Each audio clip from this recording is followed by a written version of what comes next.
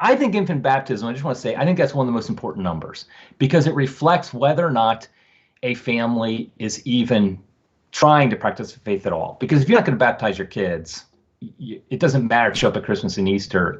You're not doing the most, I mean, the number one thing you have to do is baptizing your kids. So infant baptisms matter. They also reflect a certain lag in that you don't get your kid baptized till you have a kid. And most people in our culture today don't have kids to their late 20s, early 30s, sometime around there. So a decrease in infant baptisms reflects a couple things. Obviously reflects that less kids probably being had, which is a problem, but also reflects the faith of people in their late 20s, early 30s in that age group. And what we see is, first, we have to make sure we know the baseline. The U.S. population from 1970 to basically now increased by 60%. So that's our baseline. So any numbers are compared to that. They're not, they make no sense unless they're compared to that. The Catholic population has gone up in that time, although we can talk about in a minute, actually gone down since the year 2005, but overall since 1970 it's gone up. But then if you look at the infant baptisms, it goes down right after 1970. These are 5-year increments, just so people know. Goes down right after 1970, which we can talk about in a minute. But then from 1975 to about 2000, 2005, around that time, it's generally relatively steady.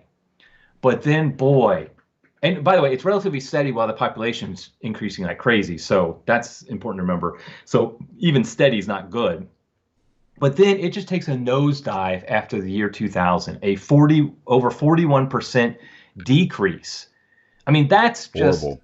Massive decrease. And it's always speculation why these things happen. But I would guess there's a number of factors that are involved in that specific decline from 2000 down. I think number one, obviously you have the abuse crisis that flared up, that became known, is the best way to put it, because obviously it was going on before this, in 2002. And so that first decrease from 2000, 2005 and on down, I am sure the abuse crisis has a lot to do with it, because it just, it makes people realize what it really does. So I don't think, in my research, I haven't found that it makes practicing Catholics leave the faith as much as it makes the barely practicing Catholics leave the faith. They were already one foot out the door, and the abuse crisis just made them close it behind them. Yeah, it's the classic, we go Christmas and Easter and maybe for a confirmation or first communion. Right. But then you have the pressure of, well, they're a bunch of pedophiles. Why even do that? Why even make the 5% effort? And they either go one of two places. They either go to the evangelical church down the road, or they go to nothing. And here in Texas, they go to the evangelical churches. Right. And almost half the people at these mega churches are ex-Catholics. We'll get to those numbers. Yeah. Right. That's a big number, is they go to one of those two places. But I also don't think it's just the abuse crisis. I think what we see, the year 2000 represents something to me. It's 30 years from when the new Mass was implemented. And I look at the new Mass, 1970, as a bigger year than 1965 when Vatican II ended, because I feel like the new Mass is when people were impacted. Yeah. In 1965, your average Catholic was starting to see the changes. Absolutely. From 65 to 70, there were changes to the Mass. Things were happening. But it wasn't this huge change in their weekly life as a Catholic. 1970, big difference. And what 30 years after 1970 is 2000. So what we're seeing is this is the first generation of people having kids who grew up 100% under the new Mass. Right. And I think that's what you're starting to see, is these are people who had no connection to pre-Vatican II, no connection to the 1960s even. They're completely grew up, and that's us. I mean, you and me, I think we're about the same. I'm a little bit older, but that's us. Grow up completely in the post-Vatican II church. And you start having kids, and they just are like, nah, I'm not going to bother getting my kid baptized. And so I think that's another big factor in why we see this huge drop happening starting in the year 2000. You tell people all religions are equal. It's all about ecumenism, and, we should all invite the rabbi and the imam and all these people in. And you kind of shrug your shoulders and think, well, why? Why should I even go to this? I could sleep in on Sunday and then get a tea time. Be a lot more fun than doing a Peter, Paul, and Mary song and, being hungry. That's that's my next book, which I hope will come out before I'll get finished before too long, is about that deadly indifference. The idea that religious indifferentism has basically taken over the Catholic Church through the ecumenical movement, through the interreligious dialogue movement. And it's true. It's like, well, if it doesn't matter, if the Buddhist is getting to heaven, well, then I am. Right. I mean, if He's not even if baptized. everybody's just going, what's the big deal? Yeah, if the Buddhist isn't baptized and he's going to heaven, and the Hindu and the Jew are not baptized, they're going, well, why would I even baptize my own kids? Right. And there's no sense of urgency to baptism. I mean, even the idea of the practice that seeped into the church of waiting for a while to baptize your kid, wait till you get everybody in town 6 months, 9 months, a year after the kid is born. That, I'm old enough, my oldest kid is 23. Is that right? Something like that. And we waited about a month and a half for those reasons. And I realized then, it was only after a number of years, I started to realize, wait a second, what am I doing here? That's not the way it should be done. And so now, my later kids, my youngest is 5 now, it was more like, okay, when's the first opportunity?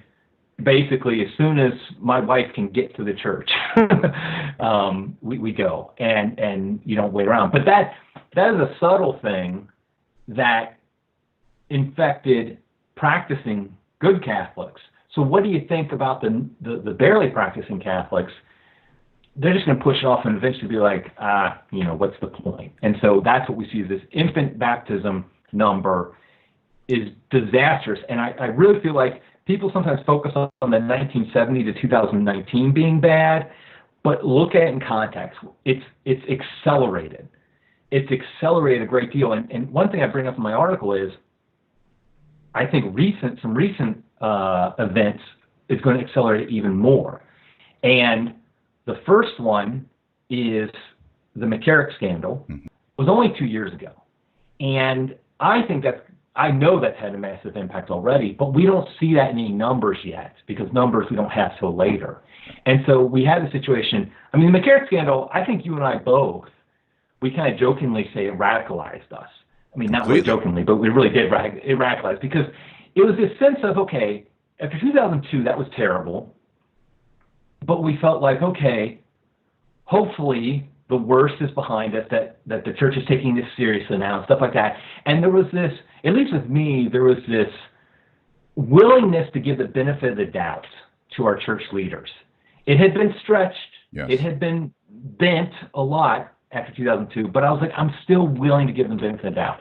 Mccarrick, at least for me, that was gone. I no longer gave them the benefit of the doubt, because I realized how awful this was. I lived in D.C. when Mccarrick was cardinal, so in that diocese, and so it was just so bad.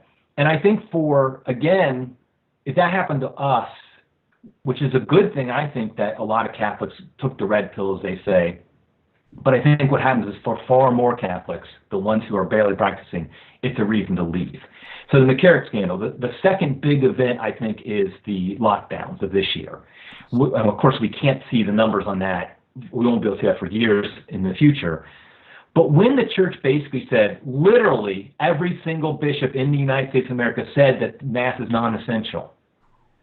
I don't care how you spin that.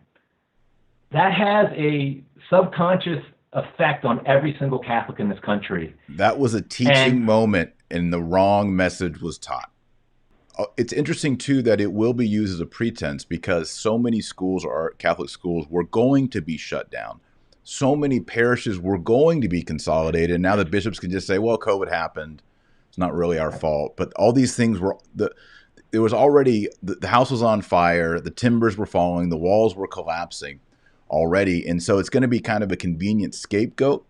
I don't see, from what I've heard, you have to remember that when you go to a typical Novus Ordo parish, it tends to be a little bit more of this color right here. Right? I got that. We're getting there, Eric. Yeah, it tends to be a gray crowd. That's fine. That's fine. But what it reveals is that the younger families and the younger generations aren't there.